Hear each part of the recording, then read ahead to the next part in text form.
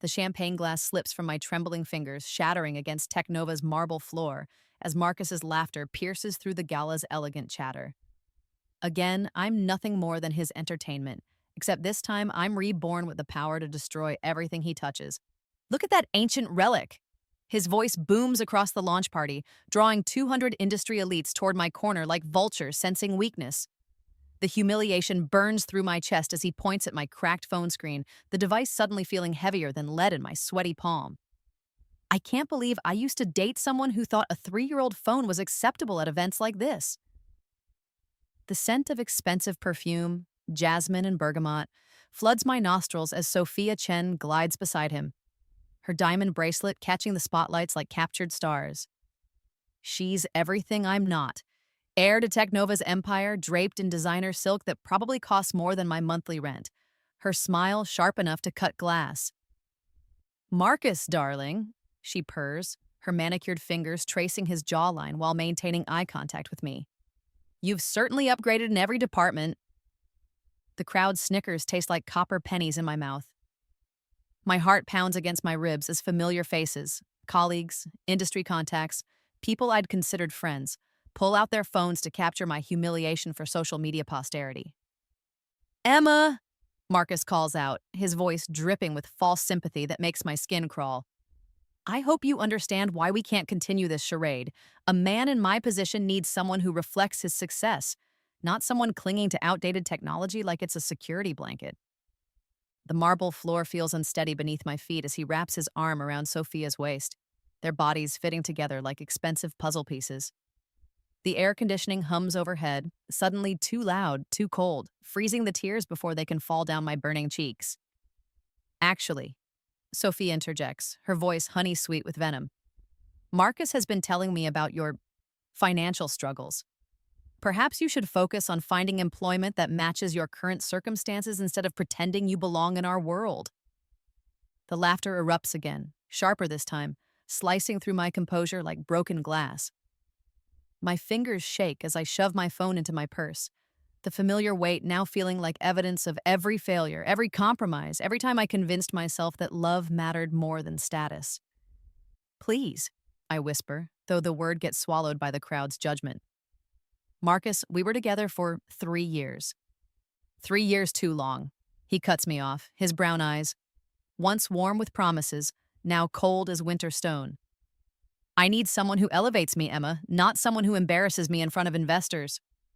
The silk curtains rustle against the floor-to-ceiling windows as my vision blurs. Thunder rumbles outside, matching the storm building in my chest. I back toward the exit, each step echoing like gunshots in my ears, while their laughter follows me like pursuing demons. Running away again? Sophia calls out, her voice carrying across the suddenly silent ballroom. How perfectly predictable! The elevator doors close like a coffin, sealing me away from their cruelty. My reflection stares back from the polished metal, mascara streaking down my cheeks, cheap dress wrinkled from nervous fidgeting, phone clutched against my chest like armor that failed to protect me. The lobby's marble echoes my frantic footsteps as I rush toward the exit, desperate to escape the weight of their judgment. Rain pounds against the glass doors, the sound like applause for my destruction. My fingers fumble with the handle, slippery with tears and desperation. The streetlights blur into watercolor streaks as I stumble onto the sidewalk, rain immediately soaking through my thin dress. The delivery truck's headlights blind me for a split second, brilliant white light cutting through the darkness like divine intervention. Then impact. The metallic taste of blood floods my mouth as my body flies through the air, time stretching like taffy. The sound of crushing metal and screaming brakes fades into a strange, peaceful silence. Darkness wraps around me like a warm blanket, finally offering escape from the humiliation burning in my chest. But death, it turns out, is just another betrayal. I wake up gasping, my apartment's familiar ceiling swimming into focus above me. The digital clock reads 6:47 a.m., 3 days before the Technova launch party, before the humiliation, before the truck. My hands shake as I grab my phone from the nightstand, scrolling through messages that haven't been sent yet, social media posts that don't exist, a future that's somehow become my past. The device feels different in my palm, charged with possibility instead of shame. Because now I remember everything. Every cruel word, every public humiliation, every moment they made me feel worthless. And I remember something else too, a power that hummed through my consciousness in those final moments before darkness claimed me. A power to acquire anything I touch. Standing on unsteady legs, I moved to my bathroom mirror, studying my reflection with new eyes. Same face, same body, same broken heart, but something fundamental has shifted. The woman staring back at me carries knowledge that feels dangerous, powerful, intoxicating. I pick up my phone again, no longer seeing outdated technology, but potential. 3 days to change everything. 3 days to turn predator into prey. Thunder rolls outside my window, and I smile for the first time in months. Some storms destroy everything in their path. Others clear the ground for something better to grow. The video notification pops up on my phone at exactly 2:17 p.m., the timestamp burned into my memory like a brand. Marcus's face fills my screen, his arm draped casually around Sophia as they sit in Lumiere, the same French restaurant where he once promised me forever over candlelit tables and shared desserts. "Babe, I can't wait to make this official." His voice purrs through my speaker, intimate and loving in a way that makes my stomach clench. "Your father's going to love the ring I picked out." The scent of jasmine, her signature perfume, seems to waft through the phone as Sophia leans closer to the camera, her engagement finger bare but expectant. "Daddy always said I'd marry someone worthy of our family name. Thank goodness I found you instead of settling for—" She trails off with a meaningful look at the camera, and I know she's thinking of me. My hands tremble as I set the phone down on my coffee table, the same table where Marcus and I used to share Sunday morning breakfast and plan our future.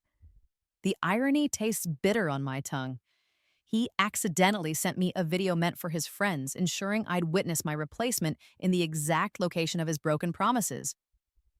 But this time, I'm not the same woman who'll cry into her pillow for 3 days. Testing my newfound ability requires subtlety, preparation. I need to understand the rules before I wage war. The small coffee shop on 5th Street seems perfect. Locally owned, minimal collateral damage, easy to reverse if things go wrong. The brass door handle feels warm under my palm as I enter Moonbeam Cafe. The rich aroma of freshly ground coffee beans filling my lungs. The owner, Mrs. Patterson, greets me with the same tired smile she's worn for the 15 years I've been coming here. "The usual, Emma?" she asks, already reaching for a medium cup. "Actually," I say, my voice steadier than I feel, "make it a large today." The paper cup burns against my fingertips as she hands it over, steam rising like incense between us. I close my eyes, focusing on the warmth, the texture, the connection between my skin and the business she's built from nothing. The sensation starts as a whisper, a gentle vibration that travels up my arm like electricity finding its way home. Then it intensifies, becoming a rushing river of power that floods my consciousness with information. Annual revenue, employee contracts, supplier agreements, mortgage details. Everything unravels in my mind like a scroll being unfurled. When I open my eyes, Mrs. Patterson is staring at me with concern. "Honey, you look pale. Are you feeling all right?" My phone buzzes with an email notification. The sender, Citywide Holdings LLC. The subject line makes my knees weak. "Congratulations on your new business acquisition." "I'm perfect," I whisper, scanning the legal documents that detail my mysterious inheritance of Moonbeam Cafe through a complex web of shell companies and stock transfers. My name appears as the sole owner, effective immediately, through mechanisms I don't understand but somehow orchestrated. Mrs. Patterson continues preparing orders, oblivious to the seismic shift in her world.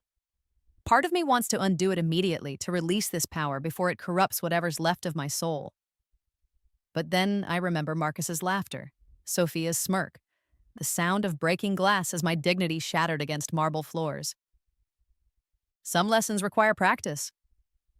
The next morning, I target the restaurant chain where Marcus works as marketing director. Lumiere's corporate headquarters occupy a gleaming tower downtown, their logo embossed in gold across the lobby's marble walls. The receptionist barely glances at me as I enter, too focused on her manicure to notice another unremarkable visitor. Their promotional brochures sit in a neat stack beside the elevator, each one featuring Marcus's photography and marketing copy. I select one carefully, the glossy paper smooth between my fingers as I activate the power that's becoming as natural as breathing. The rush is stronger this time, more intoxicating. Information floods my consciousness. Health code violations tucked away in filed but forgotten reports. Supplier contracts with questionable terms. Financial irregularities that exist in the gray areas of accounting. All of it becomes mine to wield. By noon, I'm the majority shareholder of Lumiere Holdings.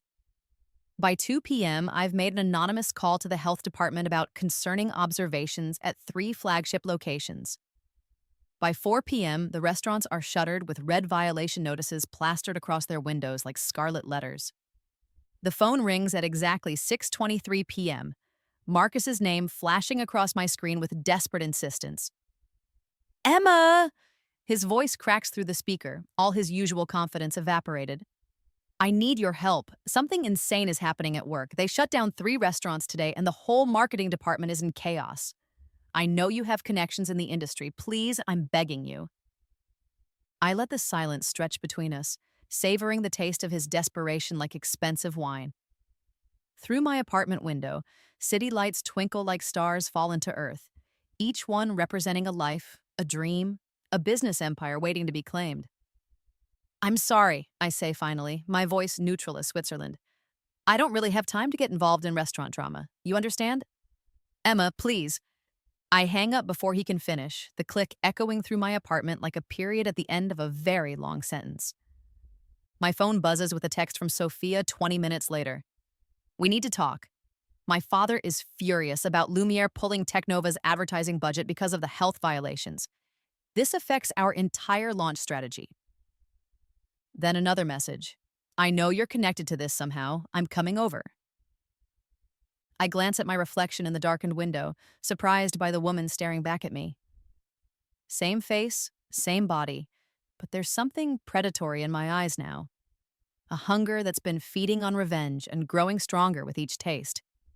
The intercom buzzes at 11:47 p.m., Sophia's voice crackling through the static like desperation made audible. Let me up, Emma. We need to discuss terms. I press the button without speaking, then unlock my door and return to my couch. She arrives in designer athleisure that probably costs more than my monthly salary, her usual composure cracked like expensive porcelain. Her jasmine perfume precedes her into my apartment, no longer intimidating but almost pathetic. Armor worn by someone who's just realized the battle has already been lost. What do you want? She asks without preamble, her manicured hands shaking as she sets a leather briefcase on my coffee table. Money? A job? I'll pay you to make this stop. I examine my fingernails with a deliberate casualness, noting the chip in my polish that I never bothered to fix because Marcus said it didn't matter. I want you to leave. This isn't a game, Emma. My father's blood pressure spiked so high he nearly collapsed in the boardroom today. Whatever you're doing, however you're doing it, you need to stop before someone gets seriously hurt. The concern in her voice almost sounds genuine, which makes it even more satisfying to ignore. I stand slowly, moving to the window where rain streaks down the glass like tears from a broken sky. Your father will be fine, I say without turning around. Rich men like him are resilient. They bounce back from minor setbacks. Minor? Her voice rises an octave. You destroyed 3 restaurants in one day. 47 people lost their jobs. 47 people who'll find better opportunities. I correct, finally facing her. Sometimes destruction clears the path for something better. She stares at me like I'm a stranger, which is fair because the woman she knew 3 days ago died beneath delivery truck tires. This version of Emma emerged from that wreckage stronger, harder, hungrier for justice that tastes suspiciously like revenge. I don't know how you're doing this, she whispers, backing toward my door, but it's going to stop. Marcus and I won't let you destroy everything we've built. After she leaves, I pour myself a glass of wine and return to the window. The city spreads below me like a circuit board, each light representing a connection, a vulnerability, a potential acquisition. My reflection stares back from the darkened glass, Predator finally learning to embrace her nature. Tomorrow, I'll show them what destruction really looks like. The photos arrive via messenger at 8:32 a.m., delivered to my office in a manila envelope that reeks of desperation and expensive cologne. Each glossy print shows me in supposedly compromising positions. Digitally manipulated images of me meeting with Technova's competitors, shaking hands with rival executives, signing documents that never existed. Sophia's perfume clings to the paper like evidence of her involvement, the jasmine scent now triggering nausea instead of intimidation. Her handwriting decorates the back of each photo in precise script. "We know what you're doing. This ends now." My secretary Janet hovers in my doorway with fresh coffee, her concerned expression reflecting the gravity she senses without understanding its source. "Miss Chen's assistant called again," she says carefully. Something about an urgent meeting regarding mutual business interests?" The porcelain cup warms my palms as I accept the coffee, its bitter aroma grounding me in the present moment where I hold all the cards. "Tell them I'm unavailable indefinitely." But Marcus's mother calls at 10:15 a.m., her sobs crackling through my phone speaker like breaking glass. "Emma, sweetheart, I don't know what's happening, but Marcus is falling apart. He won't eat, won't sleep, just stares at his laptop watching his career crumble in real time." The guilt tries to burrow into my chest like a parasite, but I've built immunity through repeated exposure to their cruelty. Mrs. Rodriguez always treated me like the daughter she never had, teaching me her secret tamale recipe and braiding my hair during family gatherings. But she also stood silent while her son humiliated me, choosing willful blindness over uncomfortable truth. "I'm sorry he's struggling," I say, my voice carefully modulated between sympathy and detachment. "Career setbacks can be challenging." "This isn't natural, Emma. Businesses don't just collapse overnight without warning." "Marcus thinks someone is targeting him specifically, and honestly—" She pauses, her breathing labored with emotion. I'm starting to wonder if he's right. The air conditioning unit hums overhead like mechanical breathing, drowning out the sound of my hesitation. Through my office window, delivery trucks navigate the streets below. Ordinary vehicles carrying ordinary cargo, nothing like the instrument of death and rebirth that changed everything. "Marcus made his choices," I finally respond. "Now he lives with the consequences." After hanging up, I target their weakness with surgical precision. Technova's supply chain depends on 3 major distributors, each one connected through contracts I can access by touching their shipping materials. The delivery boxes arrive at my building daily, packages for other businesses that I intercept with strategic timing and casual contact.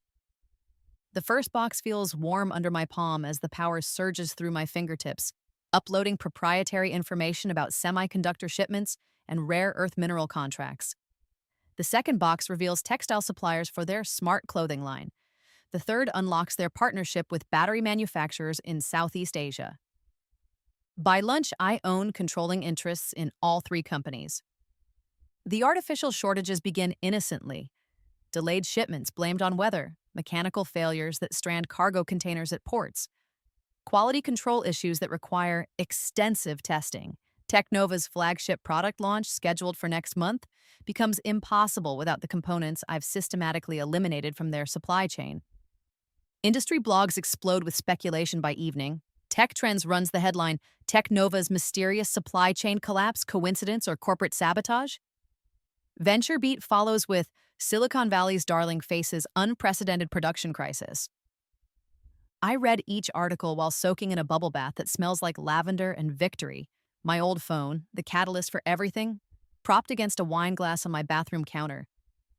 The irony tastes sweeter than the Bordeaux warming my throat.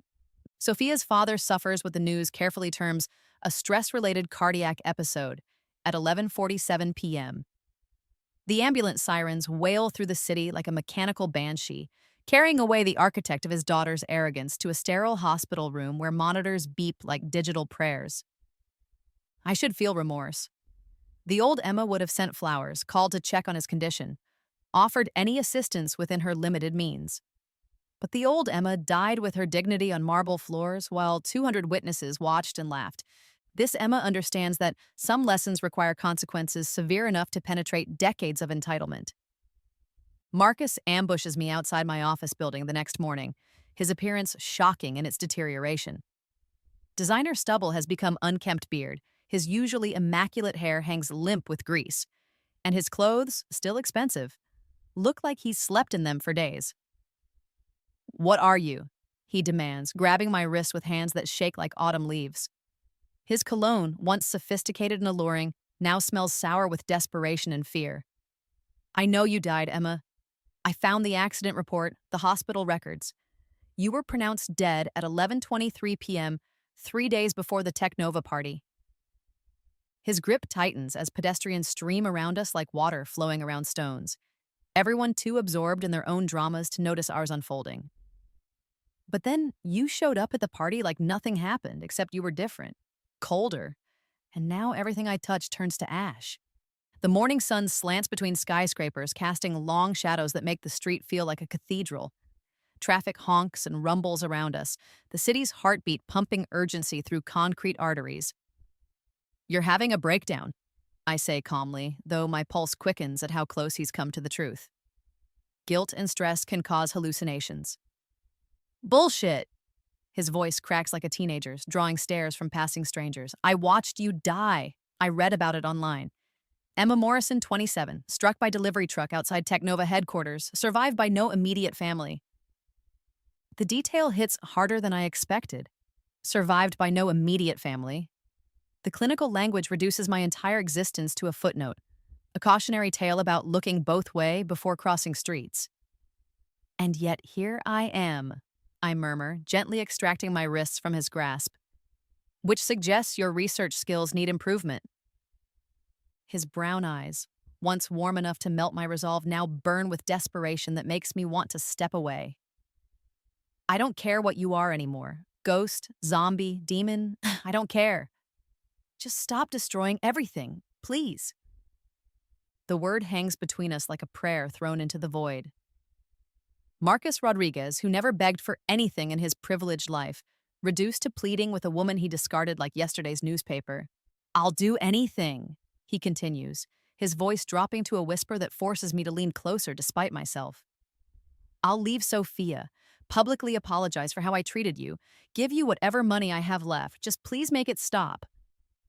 For a moment, just a moment, I see the boy who used to bring me coffee in bed on Sunday mornings, who held me during thunderstorms, who promised we'd build something beautiful together. The ghost of who we used to be flickers in his desperate expression like candlelight in wind. Then I remember the laughter, the humiliation, the sound of my dignity shattering against marble, while 200 people witnessed my destruction for their entertainment. "No," I say simply, the word falling between us like a guillotine blade. He staggers backward as if I've struck him, his face crumpling with the realization that some bridges, once burned, can never be rebuilt. "You're not the woman I loved." "You're right," I agree, already walking away. "She's dead." The click of my heels against concrete sounds like applause as I enter my building, leaving him broken on the sidewalk like debris after a storm. Through the lobby's glass doors, I watch him sink onto a bench, head in his hands, shoulders shaking with sobs that I can't hear, but somehow feel in my chest like phantom pain. Some wounds never fully heal, they just learn to stop bleeding. But sometimes, that's enough. The Technova prototype gleams under the exhibition hall's spotlights like a technological jewel, its titanium surface warm to the touch as I pick it up from the display case. The device pulses with potential energy, responding to my contact with a subtle vibration that speaks of power waiting to be unleashed. Around me, tech journalists and industry analysts crowd the annual Consumer Electronics Showcase, their voices creating a symphony of speculation and excitement. The air smells like new plastic and ambition, punctuated by the occasional whiff of overpriced coffee from the vendor booths. "Excuse me," a security guard approaches with polite authority, "but those are demonstration units only. We ask that visitors please don't—" The transformation hits before he can finish his sentence. Information floods my consciousness like a digital tsunami. Patent portfolios, manufacturing contracts, executive salaries, research and development budgets. Technova's entire corporate structure unravels in my mind like DNA being decoded in real time. The device grows heavier in my palm as ownership transfers through mysterious mechanisms I still don't fully understand. Somewhere in cyberspace, stock certificates change hands through shell companies and hidden trusts, redistributing power with the casual efficiency of electrons flowing through circuits. Sorry, I murmur, setting the prototype back on its velvet pedestal. Just admiring the craftsmanship. My phone vibrates with the familiar notification. Legal documents arriving like digital confirmation of corporate conquest. Technova Industries, valued at $2.3 billion, now belongs to me through a labyrinthine network of holdings that would take forensic accountants months to untangle.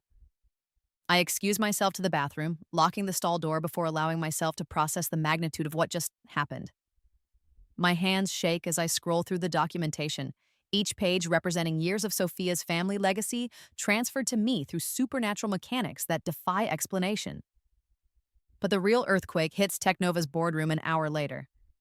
Sophia discovers my ownership during their emergency meeting to address the supply chain crisis, her voice carrying through the building's ventilation system like a siren announcing the apocalypse. This is impossible. These stock transfers never happened. I would have been notified. I stand outside the conference room, listening through glass walls as she confronts her father's legal team with evidence that I've somehow acquired majority control of their family empire. Her usual composure has evaporated, replaced by raw panic that makes her voice climb octaves like a musical scale of disbelief. Check again, she demands, her manicured fingernails clicking against the mahogany table like castanets marking time. Run the ownership reports through every system we have. Someone is playing games with our database. But the numbers don't lie, and the lawyer's uncomfortable expressions confirm what she refuses to accept. Technova Industries has a new owner, and her name is Emma Morrison, a woman they dismissed as beneath their notice just days ago. The jasmine scent of her perfume mingles with fear sweat as she finally notices me standing outside their glass-walled fishbowl, watching her world collapse with the detached fascination of a scientist observing bacteria under a microscope. Our eyes meet through the transparent barrier, and I see the exact moment when denial transforms into terrified recognition. She knows somehow that this isn't corporate trickery or database error. This is something far more fundamental and infinitely more dangerous. Marcus arrives 20 minutes later, summoned by frantic phone calls from his girlfriend's family. His appearance has deteriorated further since our confrontation yesterday. Unshaven, wrinkled clothes, eyes red-rimmed with exhaustion and growing desperation. He carries a manila folder stuffed with printouts, his fingers trembling as he spreads newspaper articles across the conference table like tarot cards predicting doom. "Look at this," he says, his voice hoarse with exhaustion. Emma Morrison, pronounced dead at Mercy General Hospital 3 days before the Technova launch party. The lawyers lean forward with professional curiosity, studying death certificates and police reports, while Sophia's father, connected via video call from his hospital bed, watches with growing alarm. Heart monitors beep softly in the background of his transmission, electronic reminders of mortality that seem suddenly relevant. "This is the woman," Marcus continues, pointing at a grainy security camera photo from the accident scene, "who somehow attended your party, publicly humiliated herself, and then systematically destroyed our lives over the past week." Sophia snatches the papers from his hands, her diamond bracelet catching fluorescent light as she examines evidence of my supposed demise. "This could be faked. Identity theft, corporate espionage, there are explanations, i.e. Are there?" Marcus interrupts, his brown eyes wild with exhaustion and fear. "Explanations for how someone legally dead acquires billion-dollar companies overnight? For how supply chains that worked perfectly for years suddenly collapse in synchronized failure?"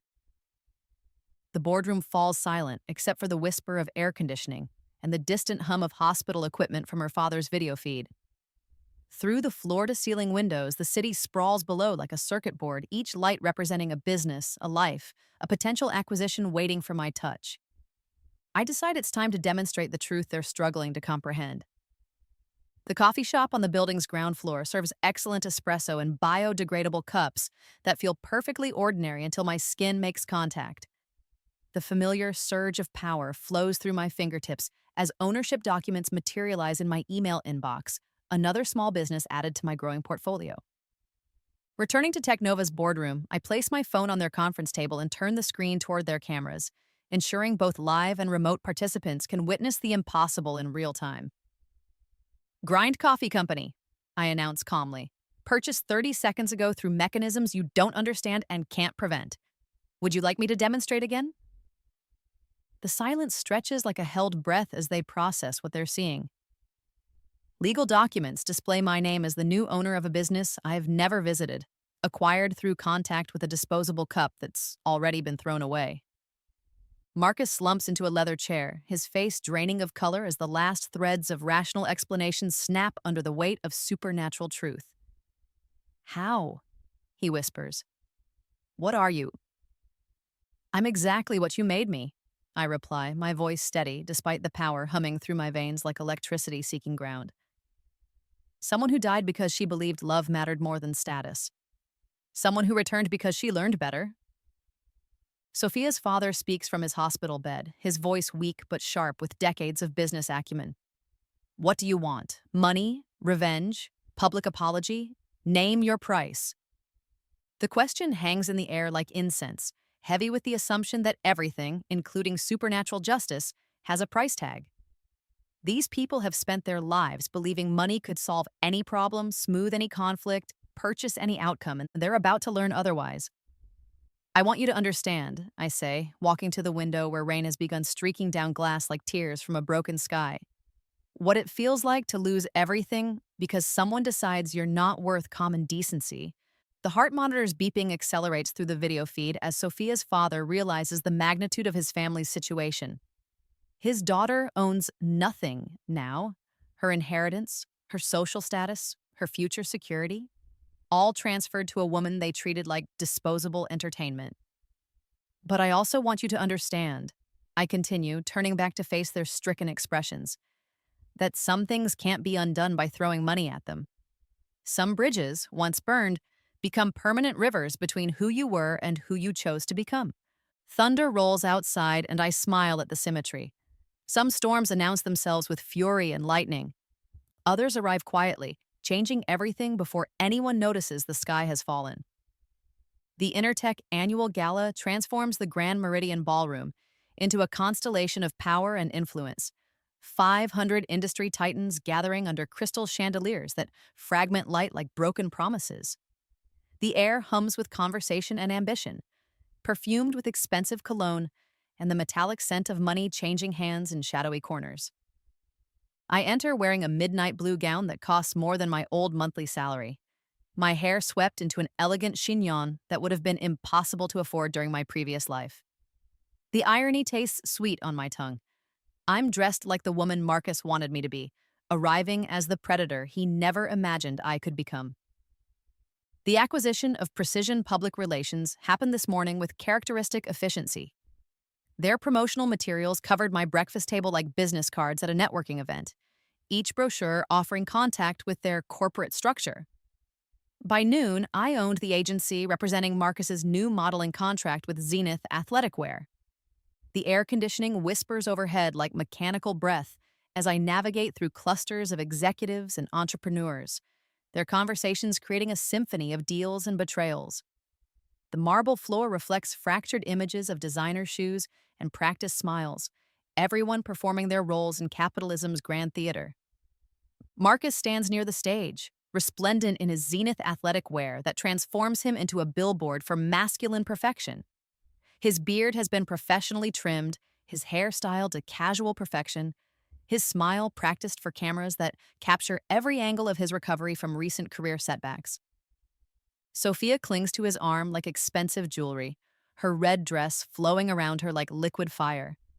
Her family's financial collapse has been hidden behind careful makeup and borrowed couture, but I can see the strain in the tightness around her eyes, the way her smile never quite reaches them anymore. The evening's program unfolds with predictable pageantry, awards for innovation, speeches about industry leadership, networking opportunities that smell like desperation disguised as champagne. I wait through dinner service and ceremonial presentations, savoring anticipation like an aged wine. When my name appears on the ballroom's massive screens as the surprise keynote speaker, 500 conversations die simultaneously. The silence feels thick enough to touch as confused faces turn toward me, their expressions shifting from polite curiosity to growing recognition. Good evening, I begin, my voice carrying clearly through the ballroom's acoustics.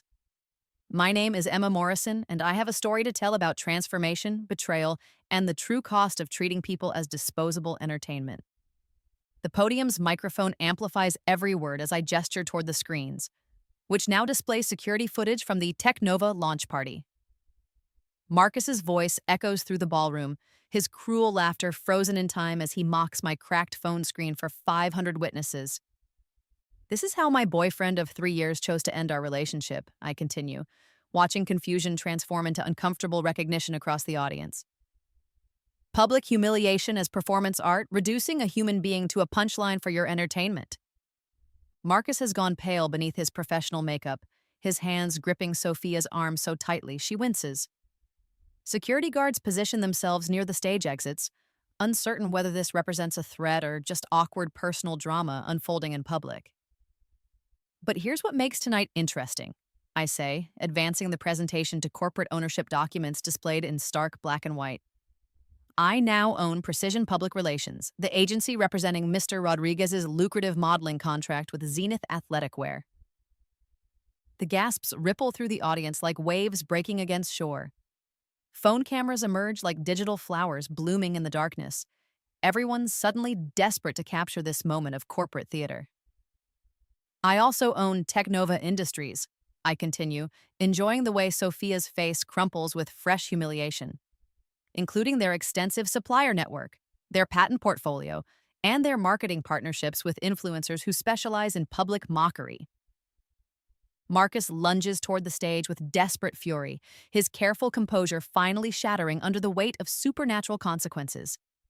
"She's insane!" he shouts, his voice cracking with strain. "She died! I have proof! This woman was declared dead 3 days before." Security restrains him as he claws toward the podium, his designer athletic wear stretching and tearing as he struggles against professional arms. His cologne, once sophisticated, now smells like fear and breakdown, the scent of a man watching his carefully constructed life disintegrate in real time. The gentleman raises an interesting point, I acknowledge, gesturing for security to release him. Perhaps he'd like to explain how someone allegedly deceased managed to acquire controlling interests in multiple corporations within a single week? The audience leans forward collectively, sensing drama that transcends typical corporate presentations. This is blood sport disguised as business networking, and everyone wants front row seats for the carnage.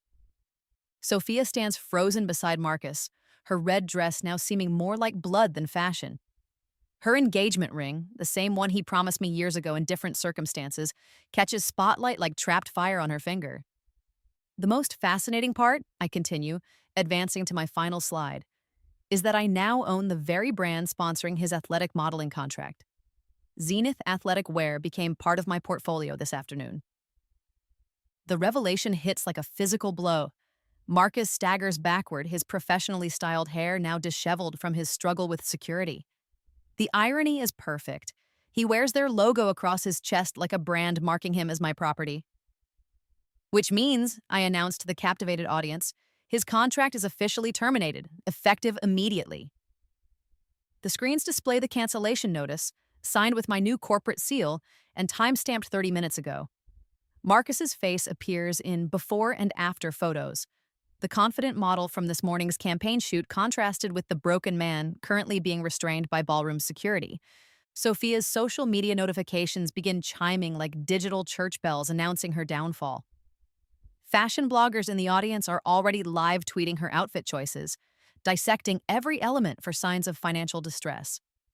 Her carefully curated image as Silicon Valley royalty crumbles in real time, documented by hundreds of phones for viral posterity.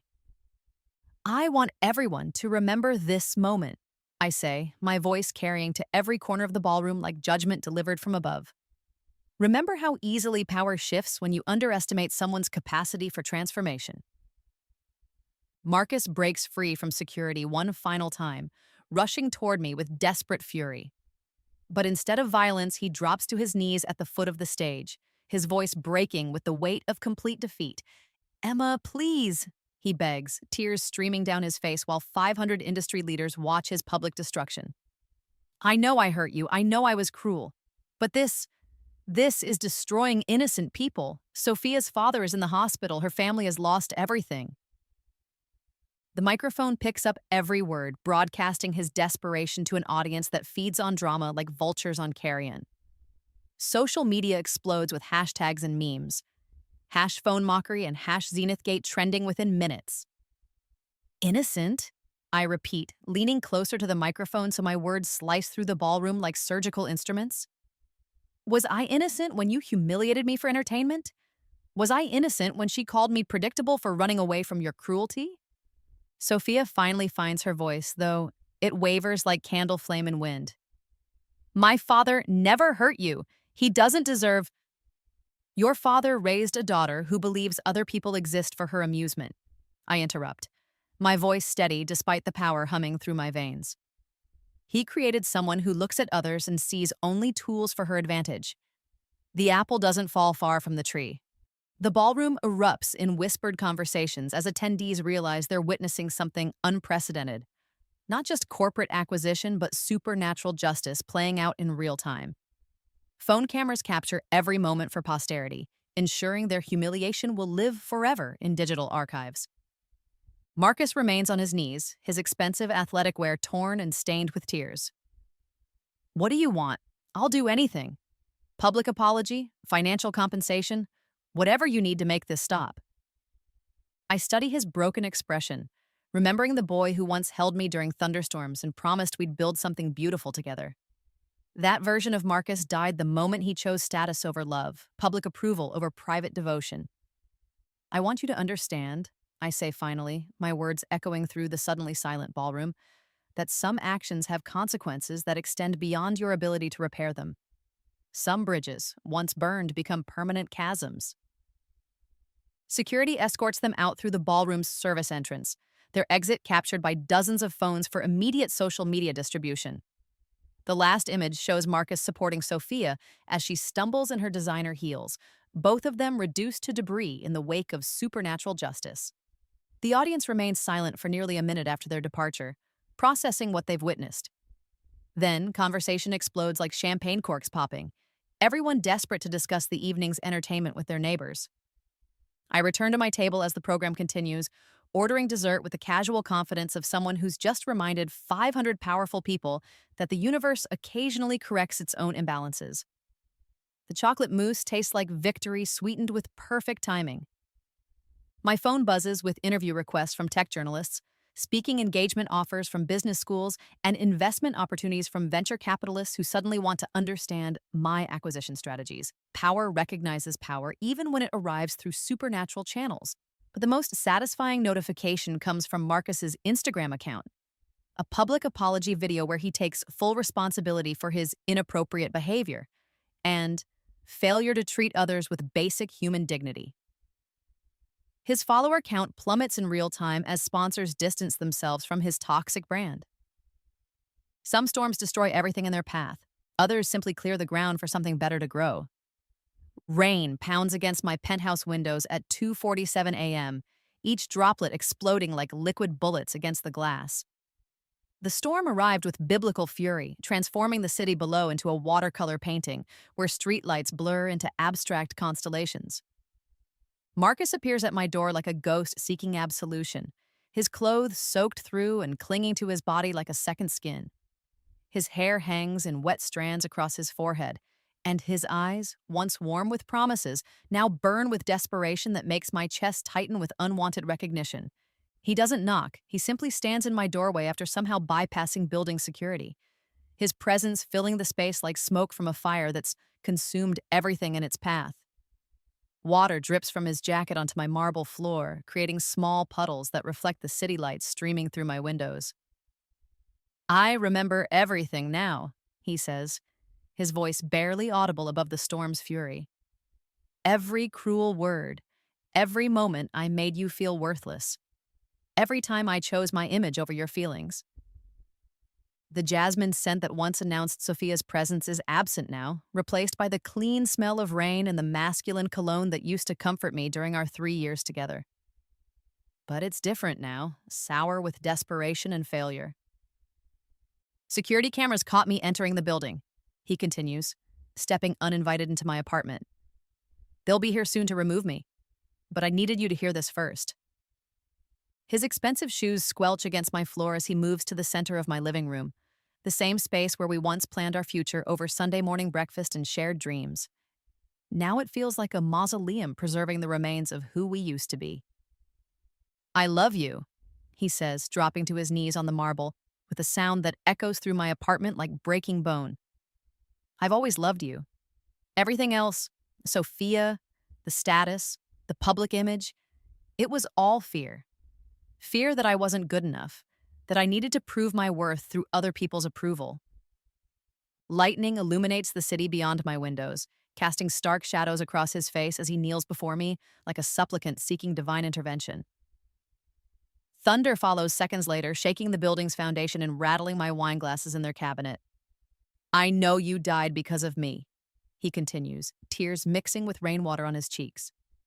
"I know I killed the woman who loved me unconditionally, who saw value in me that I couldn't see in myself.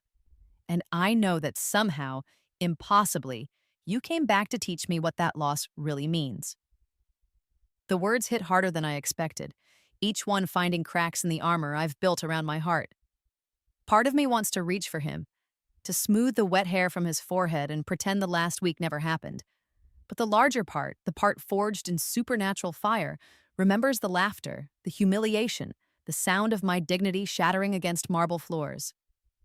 "I'll leave Sophia," he says, his voice breaking with the weight of complete surrender. "I'll publicly confess everything. The manipulation, the emotional abuse, the way I used you for comfort while seeking status elsewhere. I'll destroy my own reputation to restore yours." The offer hangs between us like incense, heavy with the promise of vindication I never thought I'd hear. Marcus Rodriguez, who never begged for anything in his privileged life, offering to sacrifice everything for the woman he discarded like yesterday's newspaper. "I'll marry you," he continues, his hands trembling as he reaches toward me without touching. "Right now, tonight. We'll fly to Vegas, find an all-night chapel, make it official before the sun rises. I'll spend the rest of my life proving I understand what I threw away." The elevator dings in the hallway outside my apartment, security finally arriving to remove this ghost from my carefully constructed fortress. But they move slowly, giving us these final moments to resolve a conversation that began with betrayal and might end with something resembling redemption. "You have 30 seconds, I say, my voice steady despite the storm raging inside my chest, "before they drag you away and this opportunity disappears forever." He nods, understanding the gravity of this moment with crystalline clarity. "I know I don't deserve forgiveness. I know I burned bridges that can't be rebuilt. But if there's any part of the woman I loved still alive inside you, please, give me the chance to spend my life earning back what I destroyed." The sincerity in his voice almost breaks me. This is the Marcus I fell in love with, vulnerable, honest, stripped of pretense, and desperate to be worthy of love he took for granted. For 3 heartbeats, I see our potential future spreading before us like sunrise after the longest night. Then I remember the alternative. A woman who died alone under truck tires while her boyfriend celebrated his upgrade with someone richer, prettier, more socially acceptable. A woman whose final thoughts were of love unreturned and dignity destroyed for entertainment. The security guards knock on my door with professional persistence, their voices muffled by expensive wood and supernatural purpose. Marcus looks toward the sound like a condemned man hearing his execution announced, knowing these are his final moments to plead for clemency. "No," I say simply, the word falling between us like a stone dropped into still water. His face crumples with the realization that some sins exceed the reach of redemption, that some bridges, once burned, create permanent rivers between forgiveness and justice. The boy who once promised me forever dissolves before my eyes, replaced by a broken man, learning that love withdrawn can never be fully restored. "Emma, please." "No," I repeat, my voice gaining strength with each repetition. "You loved the woman who accepted less than she deserved. You destroyed the woman who demanded better. This woman," I gesture to myself, "learned to love herself enough to refuse your table scraps disguised as a feast." Security enters my apartment with polite efficiency, their presence filling the space like professional ghosts tasked with removing unwanted spirits. Marcus allows them to lift him from his knees without resistance, his fight finally exhausted by the weight of consequences he never imagined possible. The penthouse suite at the Meridian Hotel, I call after him as they escort him toward the elevator. I've reserved it for the next month. Consider it severance pay for 3 years of unpaid emotional labor. He turns back one final time, his brown eyes searching my face for any crack in my resolve. But the woman who would have melted at his tears died beneath delivery truck tires, and this version emerged from that wreckage stronger, harder, less willing to mistake cruelty for passion. The elevator doors close like curtains falling on the final act of our tragedy, sealing him away from the life he destroyed through careless cruelty. I return to my window where rain continues its assault against glass, the storm's fury mirroring the tempest that's been raging in my chest for days. 20 minutes later, the Meridian's concierge calls to confirm Marcus's arrival. He's checked into the suite I reserved, ordering room service and expensive whiskey while processing the magnitude of his loss. Somewhere in the city, Sophia discovers his abandonment through social media posts that document his breakdown in real time. I pour myself wine and return to the window where the storm shows signs of weakening. Lightning strikes less frequently now, thunder fading to distant rumbles that no longer shake my building's foundation. Some tempests burn themselves out through sheer intensity. Others learn to channel their power more efficiently. My phone displays dozens of missed calls from both families. His mother sobbing through voicemails about her son's complete breakdown. Her parents begging for mercy that tastes too much like the compassion I never received. But I've moved beyond their reach now, transformed into something that exists outside their understanding of forgiveness and revenge. The morning newspaper will feature photos from the Meridian Hotel. Marcus Rodriguez, former rising star of athletic modeling, reduced to ordering pizza in a bathrobe, while his career burns around him like digital kindling. His story becomes a cautionary tale about treating people as disposable entertainment. Some chapters close with dramatic flourishes. Others end with the simple recognition that certain doors, once locked, were never meant to reopen. 6 months later, Forbes magazine arrives at my office building in glossy perfection, my photograph gracing the cover beneath headlines that read, 30 under 30, the acquisition queen who built an empire in a week. The article inside describes my mysterious rise from obscurity to controlling interests in 17 major corporations, though the journalists never quite solved the puzzle of my supernatural methodology. The morning sun streams through my corner office windows, warming the leather furniture that replaced my cramped apartment's secondhand pieces. Success smells like fresh coffee and expensive leather, seasoned with the satisfaction of watching karma serve itself with precision timing. Janet, my assistant, brings correspondence on silver trays that reflect light like captured stars. Board meeting minutes, acquisition offers, speaking engagement requests from business schools eager to understand my innovative corporate strategies. The irony tastes sweet. Institutions that once rejected me now compete for my attention. The Georgetown Business School called again, Janet reports, setting down my coffee in a porcelain cup that costs more than my old phone. They're offering $50,000 for a single lecture on hostile takeover methodologies. Through my window, the city spreads below like a circuit board where I've learned to navigate power like electricity flowing through willing conductors. Delivery trucks move through streets like mechanical ants, each one representing potential contact with corporate structures waiting for my touch. But I'm more selective now, more strategic. The initial fury that drove my acquisitions has cooled into calculated precision. I target companies that exploit workers, manipulate consumers, or treat people as disposable assets. Justice flows through my fingertips with supernatural efficiency. The small cafe where I first tested my abilities has become my regular retreat. Not the location I now own, but the corner table where I work quietly among students and freelancers who don't recognize the woman from magazine covers. The familiar comfort of anonymity seasoned with the knowledge that I could acquire anything around me with casual contact. Mrs. Patterson still works the morning shift, though she now receives profit-sharing bonuses that allow her granddaughter to attend private school. Some power exists to lift others rather than destroy them. Miss Morrison? A young voice interrupts my reading, belonging to a college student whose laptop displays a business plan for sustainable fashion.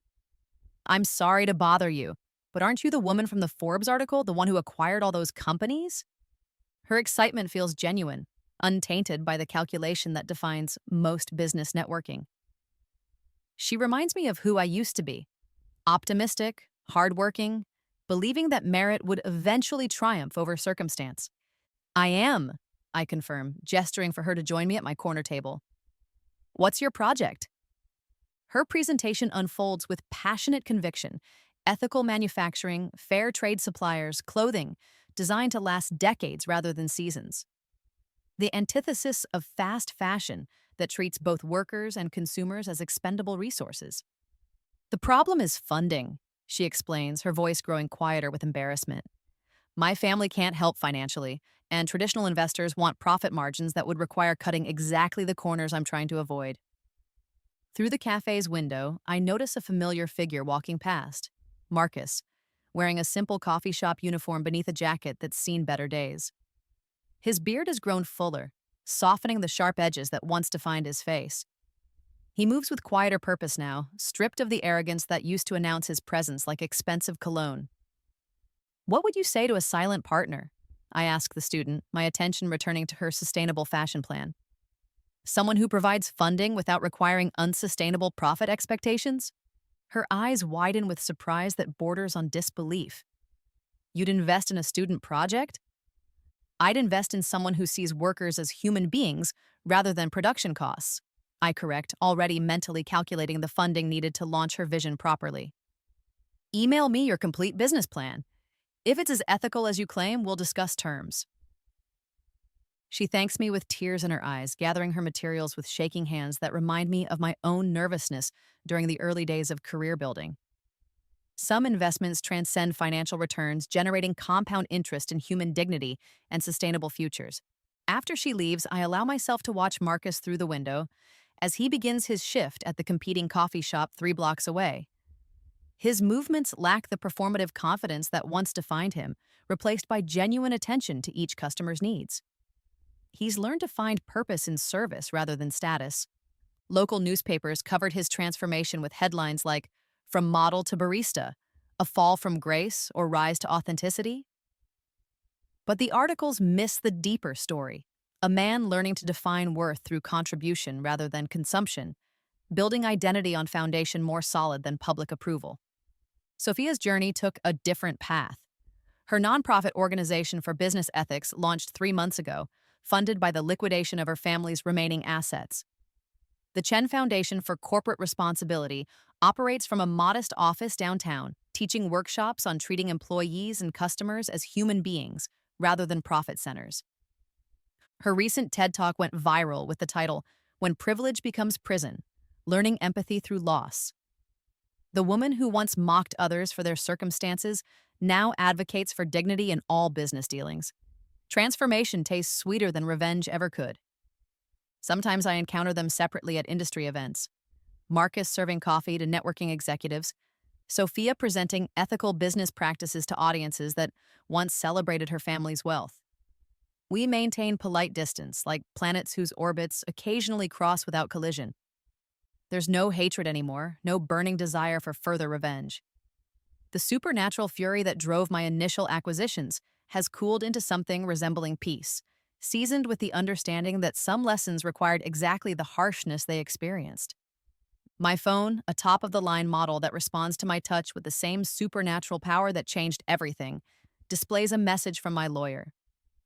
The transfer documents are ready for signature, officially donating Technova Industries to a nonprofit focused on ethical technology development in underserved communities. The irony completes its circle. The company built on Sophia's family's privilege now serves communities they once ignored, while the woman they dismissed as unworthy controls the distribution of resources they took for granted. Justice flows in unexpected directions when given time to find its proper course. That evening, I return to my penthouse, where rain streaks down windows like tears from a healing sky. The storm that announced my rebirth has passed, leaving behind air that smells clean and full of potential. Through the glass, city lights twinkle like digital prayers offered to gods of commerce and justice.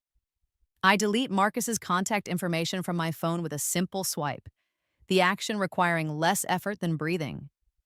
Some chapters close not with dramatic confrontation, but with quiet recognition that certain stories have reached their natural conclusion. The delivery truck that killed and transformed me passes beneath my window with mechanical precision, carrying ordinary cargo to ordinary destinations.